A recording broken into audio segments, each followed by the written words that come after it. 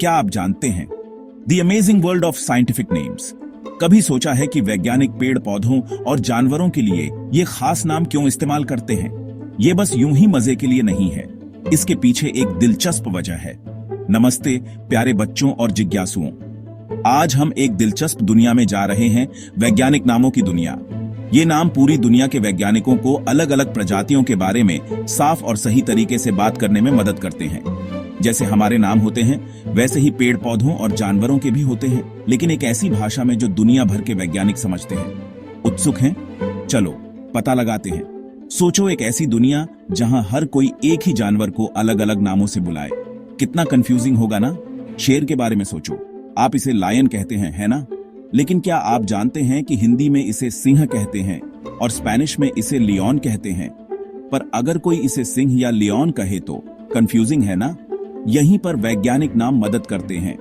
वो एक universal language की तरह काम करते हैं, जिससे दुनिया में कहीं भी हो आप समझ सकते हैं कि किस प्रजाति की बात हो रही है। यहीं पर वैज्ञानिक नाम आते हैं, सभी जीवित चीजों के लिए एक सार्वभौमिक भाषा की तरह। ये नाम आमतौर पर लैटिन या ग्रीक में होते हैं और ये नियमों के एक स्पेसिफिक सेट को फॉलो करते हैं। इस सिस्टम को बाइनोमियल नोमेनक्लेचर कहा जाता है और इसे 18वीं शताब्दी में कार्ल लिनेयस ने डेवलप किया था। प्रत्येक प्रजाति को 2 भाग वाला नाम मिलता है। पहला भाग जीनस है और दूसरा भाग स्पीसीज है। उदाहरण के लिए शेर का वैज्ञानिक नाम पैंथेरा लियो है। क्या यह कमाल की बात नहीं है? तो अगली बार जब आप कोई वैज्ञानिक नाम सुने तो आप जान जाएंगे कि यह एक स्पेशल कोड है जो दुनिया भर के वैज्ञानिकों को एक दूसरे को अच्छी तरह से समझने में मदद करता है। 2 नाम, एक जानवर, अंडरस्टैंडिंग साइंटिफिक नेम्स। तो वैज्ञानिक नाम होता क्या है? यह हर प्रजाति को दिया गया एक स्टैंडर्डाइज्ड नाम है जो यह सुनिश्चित करता है कि दुनिया भर के वैज्ञानिक एक ही जीव के बारे में स्पष्ट और प्रभावी ढंग से बातचीत कर सकें, चाहे वे किसी भी भाषा में बात करते हों। यह हर जीवित प्राणी के लिए एक स्पेशल कोड नेम की तरह है, एक यूनिक आइडेंटिफायर जिसका उपयोग वैज्ञानिक दुनिया भर में करते हैं। इस सिस्टम को, जिसे बाइनोमियल नोमेनक्लेचर के रूप में जाना जाता है, 18वीं शताब्दी में कार्ल लिनेयस द्वारा विकसित किया गया था। प्रत्येक नाम में 2 भाग होते हैं, जीनस और स्पीसीज। इन नामों के बिना एक दुनिया की कल्पना करो, यह केओटिक और कंफ्यूजिंग होगी। एक यूनिवर्सल नेमिंग सिस्टम के बिना वैज्ञानिकों और शोधकर्ताओं को जानकारी को सही ढंग से शेयर करने में कठिनाई होगी। वैज्ञानिक अलग अलग भाषाओं और स्थानीय नामों के भूल भुलैया में खो जाएंगे। उदाहरण के लिए, जिसे एक देश शेर कहता है, उसे दूसरे देश में कुछ पूरी तरह से अलग कहा जा सकता है। इससे रिसर्च में गलतफहमी और एरर्स हो सकती है। ये नाम पौधों और जानवरों के लिए पासपोर्ट्स की तरह है, जिससे उन्हें दुनिया में कहीं भी पहचाना जा सकता है। जिस तरह एक पासपोर्ट किसी व्यक्ति को अंतरराष्ट्रीय स्तर पर यात्रा करने की अनुमति देता है, उसी तरह एक वैज्ञानिक नाम एक प्रजाति को ग्लोबली पहचाने और अध्ययन करने की अनुमति देता है। आप कहीं भी जाएं, गुलाब एक वैज्ञानिक के लिए हमेशा रोजा इंडिका रहेगा। यह कंसिस्टेंसी विज्ञान की उन्नति के लिए महत्वपूर्ण है, क्योंकि यह सुनिश्चित करता है कि जीवित जीवों की पहचान और अध्ययन के मामले में हर कोई एक ही पेज पर हो। Carl Linnaeus, the name changer. आधुनिक टैक्सोनॉमी के जनक के रूप में जाने जाने वाले लिनेयस एक स्वीडिश बॉटनिस्ट, फिजिशियन और जूलॉजिस्ट थे, जिन्होंने जीवों के नामकरण, रैंकिंग और वर्गीकरण के सिस्टम की नींव रखी, जिसका उपयोग हम आज भी करते हैं। लेकिन इस ब्रिलियंट सिस्टम के साथ कौन आया? यह लिनेयस ही थे, जिनके पास प्राकृतिक दुनिया के लिए एक यूनिवर्सल लैंग्वेज बनाने की दूरदर्शिता और इंजीन्यूइटी थी। उनके समय से पहले पौधों और जानवरों का नामकरण एक केओटिक और कंफ्यूजिंग प्रयास था, जिसमें कोई स्टैंडर्डाइज्ड मेथड नहीं था। कार्ल लिनेयस, एक स्वीडिश बॉटनिस्ट, जिन्होंने जीवित चीजों के नामकरण के तरीके में क्रांति ला दी। 1707 में जन्मे लिनेयस छोटी उम्र से ही प्राकृतिक दुनिया से मोहित थे। उनके जुनून ने उन्हें एक ऐसा सिस्टम विकसित करने के लिए प्रेरित किया जो केओस को ऑर्डर में लाएगा। उन्होंने बाइनोमियल नोमेनक्लेचर सिस्टम की शुरुआत की, एक 2 वर्ड नेमिंग सिस्टम जिसने बायोलॉजिकल क्लासिफिकेशन की कैओटिक दुनिया में ऑर्डर लाया। यह सिस्टम प्रत्येक प्रजाति को एक यूनिक नाम देने के लिए लैटिन शब्दों का उपयोग करता है, जिसमें एक जीनस नाम के बाद एक स्पीसीज नाम होता है। टैक्सोनॉमी के जनक लिनेयस ने प्रत्येक जीव को 2 नाम दिए, जैसे फर्स्ट नेम और लास्ट नेम। इस मेथड ने न केवल नेमिंग प्रोसेस को सरल बनाया, बल्कि वैज्ञानिकों के लिए अपनी नेटिव लैंग्वेज की परवाह किए बिना विभिन्न प्रजातियों के बारे में बातचीत करना भी आसान बना दिया।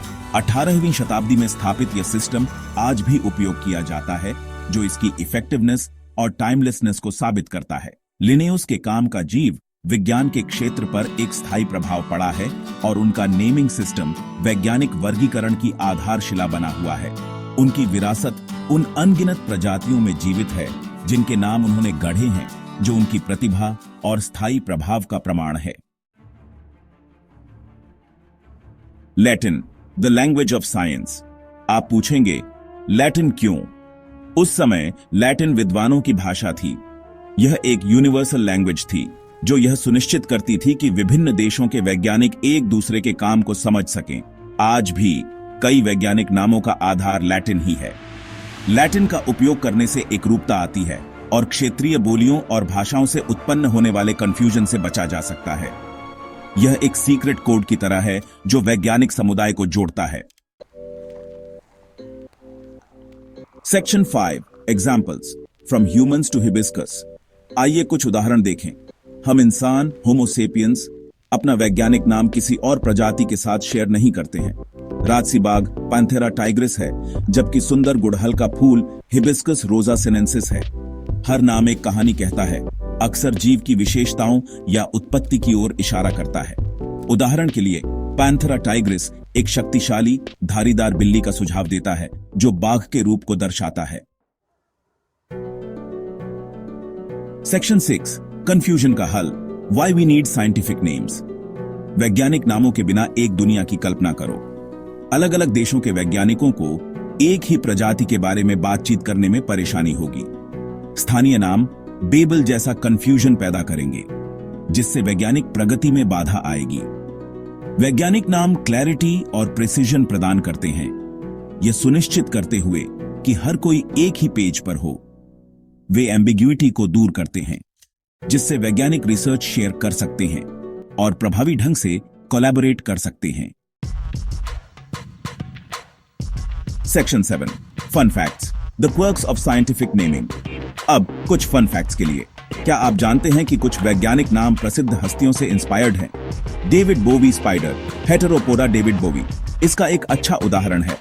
अन्य जैसे जिराफ वीविल, ट्रैचेलोफोरस जिराफा का नाम उनकी यूनिक फीचर्स के नाम पर रखा गया है। वैज्ञानिक नामों की दुनिया ऐसी क्वर्की और फैसिनेटिंग कहानियों से भरी है जो उन्हें नाम देने वाले वैज्ञानिकों की क्रिएटिविटी और ह्यूमर को दर्शाती हैं। Section 8, scientific names, a global language. वैज्ञानिक नाम भौगोलिक सीमाओं और भाषा की बाधाओं को पार करते हैं। वे कोलैबोरेशन की पावर और विज्ञान की यूनिवर्सैलिटी का प्रमाण हैं। आप दुनिया में कहीं भी हों, एक वैज्ञानिक नाम का हमेशा एक ही मीनिंग होगा। विज्ञान की यह ग्लोबल लैंग्वेज समझ को बढ़ावा देती है और ज्ञान के आदान प्रदान को सुविधाजनक बनाती है। अंततः प्राकृतिक दुनिया के बारे में हमारी समझ में योगदान करती है। Section 9, so what's in a name. सब कुछ। जैसा कि हमने खोजा है, वैज्ञानिक नाम केवल कॉम्प्लिकेटेड शब्दों से कहीं अधिक हैं। वे प्राकृतिक दुनिया के रहस्यों को अनलॉक करने की कुंजी हैं, जो पृथ्वी पर जीवन की पहचान और वर्गीकरण के लिए एक स्टैंडर्डाइज्ड सिस्टम प्रदान करते हैं। इसलिए अगली बार जब आप किसी वैज्ञानिक नाम का सामना करें, तो डरे नहीं, इसके वंडर और इसके द्वारा बताई गई कहानी को अपनाएं। याद रखें, हर वैज्ञानिक नाम खोज की एक यात्रा है, जिसकी खोज की जानी बाकी है।